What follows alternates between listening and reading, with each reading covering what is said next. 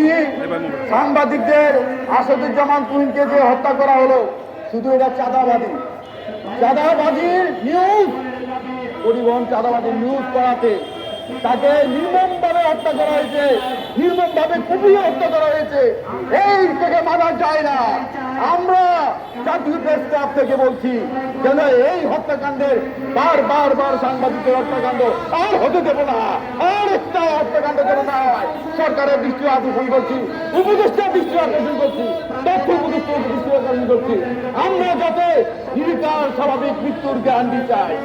আর মৃত্যু এইভাবে হতে হয় না, এইভাবে মৃত্যু বারবার নিয়ে যাচ্ছে, বলির পাঠা হচ্ছে সাংবাদিকরা। কেন কেন কেন জবাব চাই সংযুক্তকে। ধন্যবাদ সকলকে।